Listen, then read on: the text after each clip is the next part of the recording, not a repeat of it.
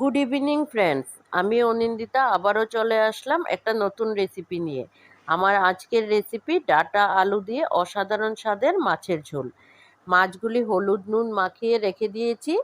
আর এখানে আমি ডাটা আলু নিয়ে নিয়েছি, টমেটো নিয়ে নিয়েছি, পেঁয়াজ বাটা নিয়েছি, আর নিয়েছি আদা কাঁচা লঙ্কা জিরা বাটা। মাছগুলি একটা একটা করে ভেজে তুলে নেব। দেখো হয়ে গেছে মাছ ভাজা, তুলে নিয়েছি। এখন তেলে কালিজিরা ফোড়ন দিয়ে দেব আদা কাঁচা লঙ্কা আর জিরা বাটা। মশলাটা একটু কষিয়ে নেব, দিয়ে দেব পেঁয়াজ বাটা। এই গরমে এরকম একটা হালকা পাতলা মাছের ঝোল হলে আর কিছু লাগে না। কম মশলাতে খুব টেস্টি একটা রেসিপি। হলুদ নুন আর লাল লঙ্কা গুঁড়া দিয়ে দিয়েছি, দিয়ে ভালো করে মশলাটা আবার কষিয়ে নেব। লাল লঙ্কা গুঁড়াটা আমি একটু কালারের জন্য দিয়েছি। আলুগুলি দিয়ে দেব, দিয়ে ভালো করে মশলার সাথে মিশিয়ে নেব। হয়ে গেছে। এখন ডাটাগুলি দিয়ে দেব, দিয়ে আবারও ভালো করে মিশিয়ে নেব।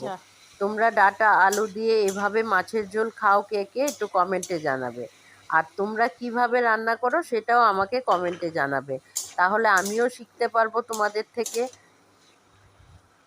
টমেটো দিয়ে দিয়েছি, টমেটো পেস্ট করেও দিতে পারো তোমরা, আমি এভাবেই দিয়েছি।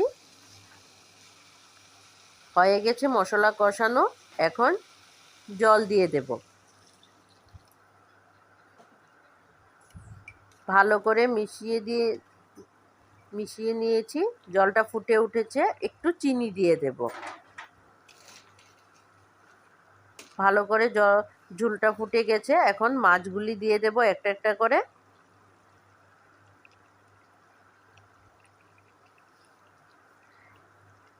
ডাটা আলু দিয়ে এভাবে মাছের ঝোল খেতে খুব দারুণ লাগে।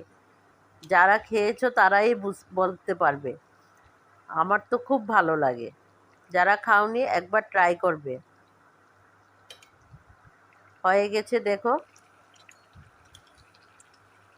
খুব টেস্টি একটা রেসিপি, ঝটপট হয়ে যায়, দেখতে কি দারুণ লাগছে। আমার রেসিপি তোমাদের কিরকম লাগে একটু জানাবে। কাল আরেকটা রেসিপি নিয়ে আসব। Thank you for watching. সবাই এভাবে আমার পাশে থেকো, সবাই ভালো থেকো, সুস্থ থেকো।